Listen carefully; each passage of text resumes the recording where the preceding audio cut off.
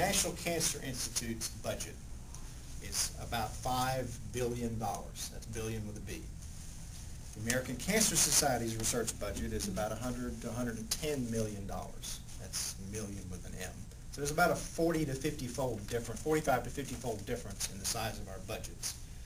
So keep that in mind as we talk about what we do. So we know we can't do everything when it comes to research, but we want to selectively invest in the most promising things. Let me give you 3 examples of things that we've invested in. The first thing is we've invested in young investigators. The idea is about 15 years ago, we recognized that beginning investigators, the new young assistant professor that had all that schooling and got all those extra initials after their name, the hardest thing for them to do is establish their research programs in some institution. And so we saw that they were having trouble competing actually for funding in federal funding agencies. So ACS for the past 15 years has played an important role in helping these young scientists get started.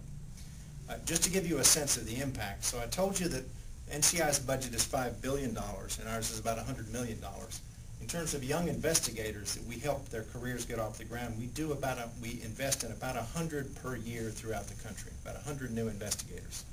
The National Cancer Institute invests in about 200. So with 1/50th the budget, we do almost half as many young investigators as the National Cancer Institute. So that's a tremendous impact. It's a tremendous impact. Now remember, these are the people, these are the young scientists that in the future will teach us how to treat brain cancer that we can't currently treat very effectively. They're going to teach us how to treat pancreatic cancer that we can't detect and treat today. So these are the hands we can't possibly lose track of. Another place that we have invested is in disparities research.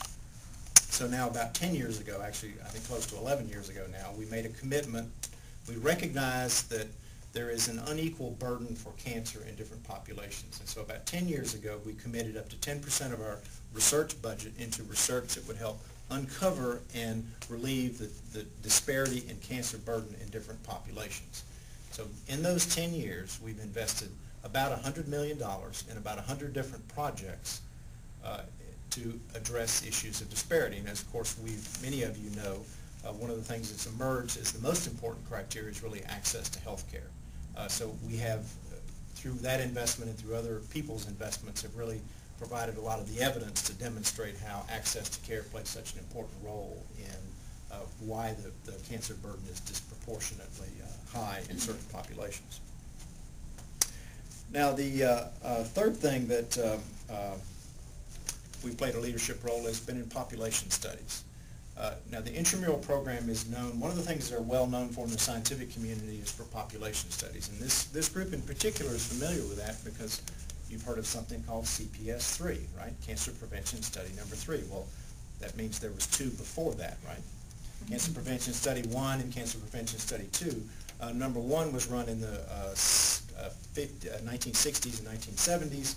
One of the things they collected a lot of data on and provided a lot of evidence for was the connection between smoking and lung cancer. Tremendously important today, right? Cancer Prevention Study 2 ran in the 1980s and is still being read out today by scientists in the intramural research program. One of the big findings, of course, has been uncovering the potential link between obesity and many types of cancer. So again, that's Cancer Prevention Study 2. Now we're enrolling, and you guys are helping enroll in Cancer Prevention Study 3. So what do you think is going to be the big findings that are going to come out of the next sets of cancer prevention studies? So it's tremendously important to do these types of things. And I always say to groups, who wants to be a cancer researcher? Well, anybody can do it. All you have to do is sign up for these types of studies, either these studies or other types of population studies. So I encourage you to do that if you're eligible. As I say, you don't have to be a pointy-headed scientist like me. Anybody can be a cancer researcher. So since the early 1990s, we've seen a steady decline in the mortality from cancer, and that's the good news. And we've accomplished that in part through the ACS's investment in research. Today, just today, standing here today, we're currently investing about $470 million in research projects all over the country, together with what we invest locally here within the intramural research program.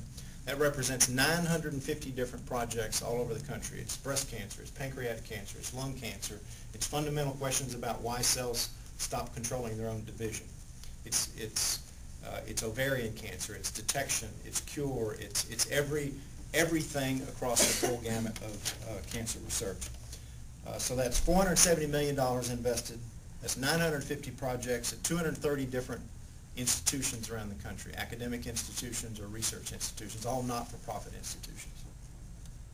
But what it also means is, if you look carefully, is our peer review panels have also said there's another 200 projects that should be funded today. You should find the money to fund these because these are important. These will impact cancer patients. So there's 200 more projects sitting out there waiting to be done, that the scientists have said, this is really important, this is really innovative, this is going to help somebody, it needs to be done, and right now they're not being done, which is why you're here, which is why I'm here. We're trying to get those things done. So your efforts make all of this possible. So why, I heard the question before, why do you relay? Well, why do I relay? Why do scientists come out and relay? We relay because we understand that HPV causes cervical cancer. We've learned since the 1980s that a virus was associated with cancer, with cervical cancer. We now have a vaccine. So we understand pretty clearly that HPV is the causal agent of cervical cancer. But we don't know what causes pancreatic cancer. So that's why I would relay, because we want to understand what causes pancreatic cancer. We can detect breast cancer pretty effectively with mammography, as everyone in this room knows. But we can't detect very effectively ovarian cancer early enough. We can prevent certain types of cancer like melanoma. Melanoma is easy. We understand that the sun causes damage to DNA, and that damage to DNA can produce melanoma, particularly if it's repeated damage and repair. But we don't know how to prevent brain cancer. How do you prevent brain cancer? We don't have a clue. It's not telephones, by the way. We can treat leukemia in children. As we talked about early on, we can treat acute lymphocytic leukemia in children very effectively.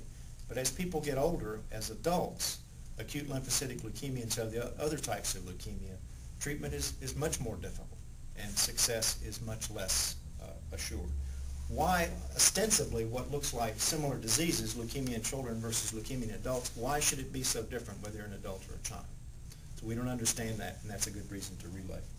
And finally, we relay because we're celebrating 11.5 million cancer survivors, and we want them to have optimal and the best possible quality of life. I also relay because I have 2 children, and research really is about the future. It's about changing the future for our kids and for our grandkids, if we have them someday. So that's why I relay, and that's why I'm here, and that's why I'm here to thank you for what you do, and thank you for making it possible to do the research that we do. Thank you. Any questions?